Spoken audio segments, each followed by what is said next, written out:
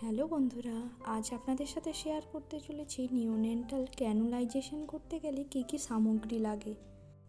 First of all cannula তো লাগবেই, কারণ ওটা ছাড়া তো হবে না।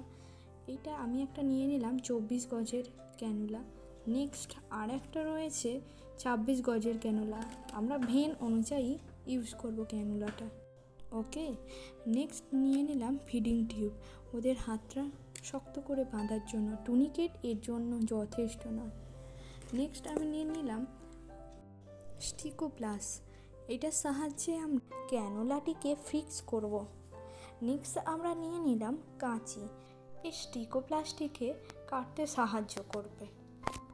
এটির মধ্যে রয়েছে স্পিরিট, যার সাহায্যে আমরা যে জায়গাটিতে আমরা ক্যানুলা করব ওইখানে ভালোভাবে ক্লিন করে নেবো, যাতে কোনোভাবে কোনো ইনফেকশান না হয়। নেক্সট নিয়ে নিলাম কটন, এইটির মাধ্যমে আমরা ক্যানুলা ফিক্স করব। নেক্সট নিয়ে নিলাম আমরা এনএস এবং 1 ml একটা সিরিঞ্জ, কারণ এইটির মাধ্যমে আমরা ক্যানুলাটি সঠিক হয়েছে কি না সেটা পুশ করে দেখব।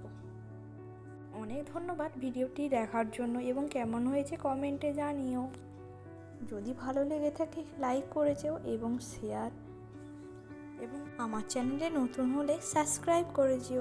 বাই বাই বন্ধুরা, আবার দেখা হবে নেক্সট কোনো ভিডিওতে।